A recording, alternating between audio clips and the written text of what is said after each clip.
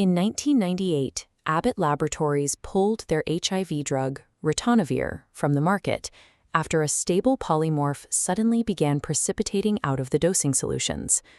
This failure highlighted a critical distinction between two properties: dissolution, the extrinsic rate at which a substance dissolves, and thermodynamic solubility.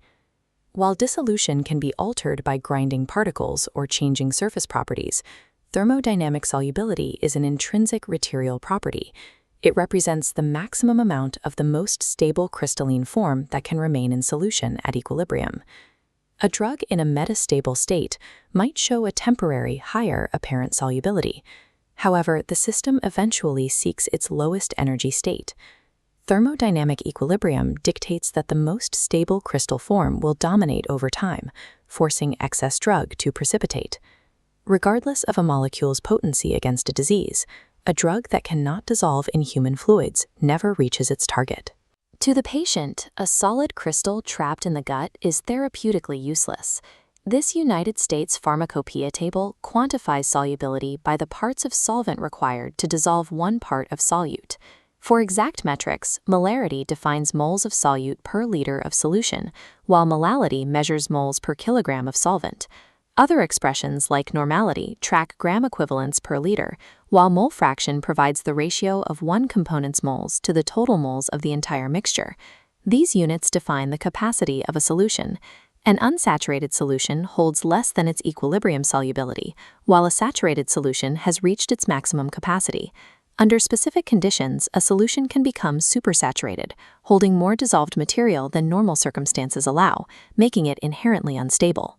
While these mathematical expressions provide the metrics, improving a poorly soluble drug requires manipulating the intermolecular forces that govern how molecules interact. Dissolution involves 3 steps.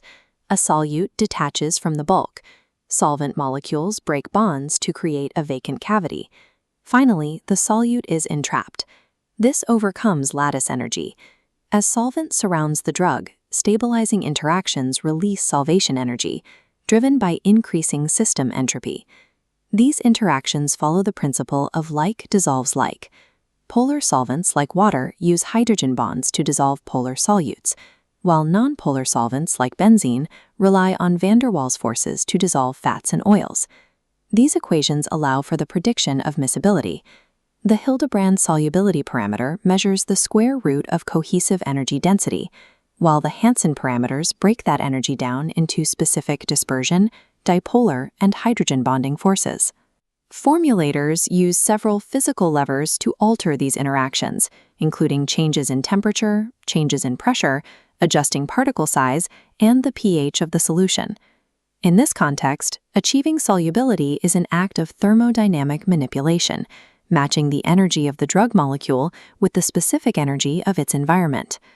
While solubility is often discussed in terms of solids, the same physical rules govern how gases dissolve in liquids.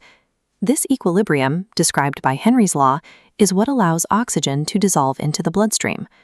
When pharmaceutical formulations involve mixing 2 liquids, they form binary solutions, which introduce complex behaviors based on molecular interaction. Ideal solutions obey Raoult's law, where vapor pressure is proportional to the mole fraction.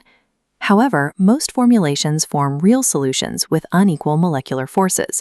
These unequal interactions cause the vapor pressure to bend away from the straight lines of Raoult's law. If the molecules are highly incompatible, the liquids become partially miscible, separating into 2 distinct layers that each contain a saturated amount of the other. This phase separation can be reversed by reaching the critical solution temperature, the thermal threshold where the mutual solubility increases until the 2 phases merge into a single homogeneous liquid. These behaviors illustrate that a pharmaceutical product is a sensitive physical system, susceptible to environmental shifts throughout its shelf life. After a drug dissolves in the gut, it encounters a new barrier, the lipid-based cellular membrane. To reach the bloodstream, the drug must transition from an aqueous environment into a fatty one. This transition is governed by Nernst's distribution law and the partition coefficient, which calculates how a solute divides itself between 2 immiscible phases, like oil and water. This creates a physical requirement for the drug molecule. It must be soluble enough in the aqueous phase to travel through the gut and blood, but lipophilic enough to dissolve into the cell membrane to pass through it. If a drug is entirely water-soluble, it cannot penetrate the lipid barrier. The partition coefficient acts as the primary gatekeeper for bioavailability. Once a drug is positioned at the membrane, it moves into the body through passive diffusion. According to Fick's first law, this movement is driven by a concentration gradient. Molecules flow from the high-density area in the gastrointestinal tract toward the low-density area of the systemic circulation. To keep this movement continuous, the body maintains sink conditions, where the bloodstream constantly carries the drug away from the membrane, ensuring the concentration gradient remains steep. These same diffusion principles allow formulators to design controlled release systems. Using the Higuchi rate equation, scientists can predict the exact rate of drug release from a matrix based on the square root of time. The ability to calculate energy states, predict phase transitions, and manage molecular distribution ensures a drug successfully navigates the body's barriers. Ultimately, these physical principles determine whether a synthetic compound locks into a cellular receptor and functions as a therapeutic.